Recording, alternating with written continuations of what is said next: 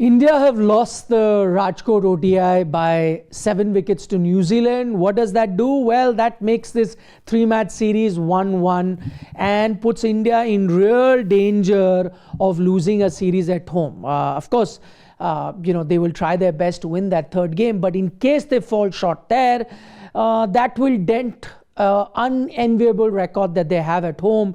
In fact, in the last decade, they've only lost 2 bilateral ODI series at home, both to Australia. To New Zealand, they've lost a test series recently, whitewashed. They wouldn't want to repeat that in ODIs as well. And that actually takes me to some problems that India have in ODI cricket. Remember the last game that India played, and they won that game in Vadodara. And when I came and discussed my match report with you, I did highlight a few problem areas. A lot of you thought that I was being overly critical. But as things stand, and as this game has panned out, it does show that if certain things don't go in India's favor, they are not good enough to beat this second string New Zealand team. Yes, India are also missing 2 of their key players in, let's say, Hardik Pandya, Jasprit Bumrah. But in New Zealand's case, I think a good 7-8 of their first choice players are not here, and that is why you wouldn't want to be in this situation. In that game in Vadodara, as I mentioned, had New Zealand not dropped those catches, probably it would have been 2-0. Yes, it was India's turn to drop a few catches on this occasion, but even then New Zealand won on a canter. Winning by 7 wickets is a much bigger margin than India had in Vadodara. What really went down in this game? Let's give one thing benefit of the doubt to the Indian team. When they batted, they didn't have the best batting conditions. It was a sluggish sort of a pitch, which got slightly better when New Zealand came out to bat. Not absolutely a feather bed to bat on. It wasn't that easy in the second innings, but got slightly better. But then that's the nature of the beast. Dew will come in, toss does play a major role. But when you get 284 in today's day and age, which India got, that's never going to be enough. And so New Zealand also struggled in their batting.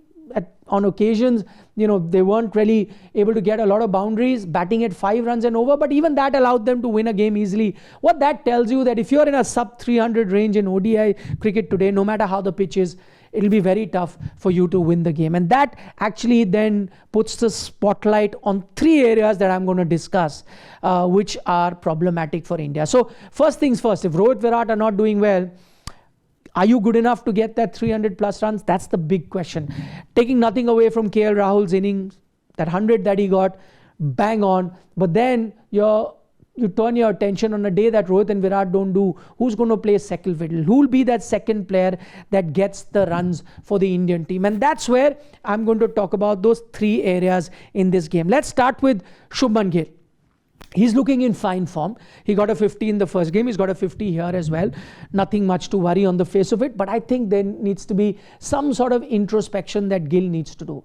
And that is, maybe he needs to take in more responsibility, where he needs to realize that on a given day that he's in fine form, he needs to get a big one, just as a Rohit does, just as a Virat does. And I think right now he feels a bit secure as captain, as batter, with having these 2 stalwarts, and that's why he continues to play in the aggressive fashion. And he gets out, I think he gets out thinking, oh, no worries, there's Rohit, there's Virat. I think that thinking needs to change. Maybe he needs to realize that no, he needs to put a big price on his wicket, because it's not a guarantee that everyone else will fire as you expect them to. Something that he does in IPL. If you see his approach in IPL, he knows that he's the mainstay of that team, Gujarat, and so he bats like that. Here he feels, oh, there are other superior batters, so I can be a bit more comfortable, a bit more relaxed. And that's exactly what happened today.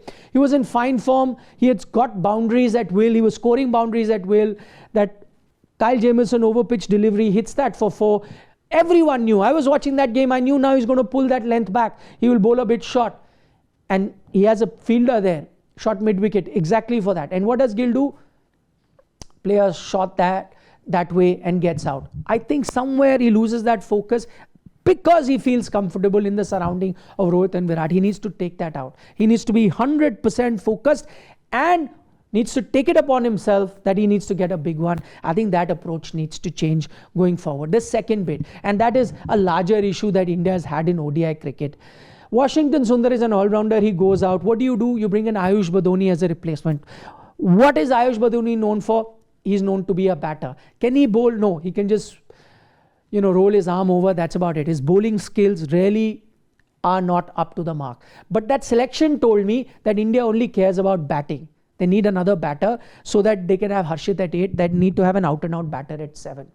And which is why you play a Nitish Kumar Reddy. What did you do with the Nitish Kumar Reddy today? The partnership was happening. Okay, on a day that 5 bowlers are doing well, I understand you don't need the 6th bowler.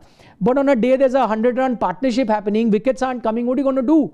You have to rely on the 6 bowlers to get you wicket. The 6th bowler only bowled 2 overs. My point is, I'm not debating what the ability of Nitish Kumar Reddy is with the ball. But the thing is, the fact that you've given him 2 overs on a day when you needed the 6th bowler to chip in tells me that the team doesn't have too much of faith in Nitish Kumar Reddy's bowling. Then my question is, why is he playing? If you do not have faith in his bowling, might as well play a batter, play a Rinku Singh. Secondly, Nitish Kumar Reddy is not a number 7 batter.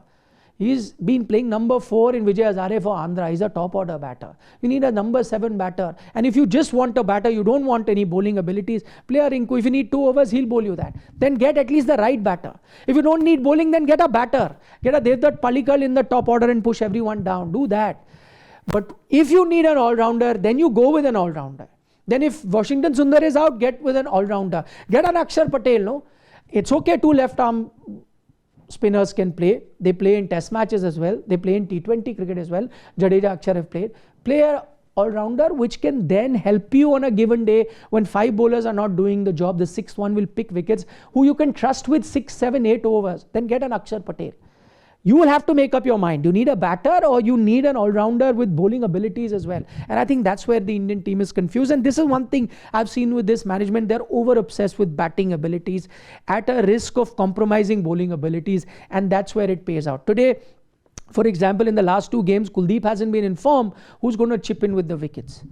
That's where you need the 6th bowler, and that selection, that's not Nitish Kumar Reddy's problem. You're trying to fit him in a position he's not suited in, and that's the team management, the captain, coach, it's their headache. They need to sort that out. That takes me to the 3rd problem, and that is the form of Ravindra Jadeja. He's your number 1 all-rounder in test matches. He needs to play, completely agree. But in white ball cricket, I think he is second to Akshar Patel.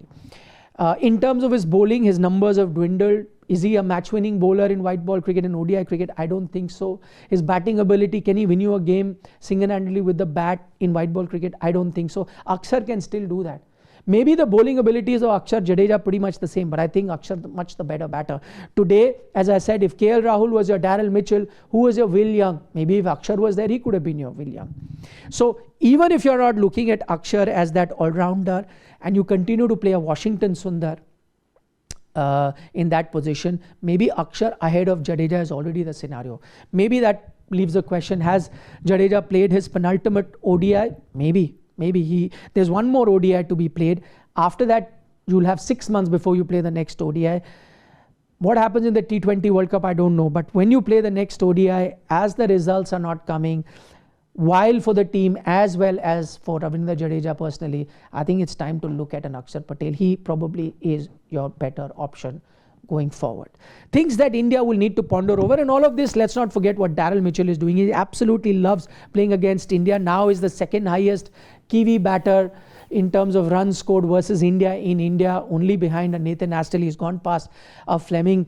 In fact, as we speak, he would have gone past Virat Kohli as the number 1 ODI batter as well. The difference between the two was just 1 point. Virat didn't have a great day. Mitchell has scored 100, so he moves into that particular position. His batting outstanding. The way he's been tackling our spinners has been brilliant. Will Young, we saw him in the test series, was the player of the series. The way he tackled our spinners, I think that has continued. New Zealand, again, a team that's troubled India, continues to do that.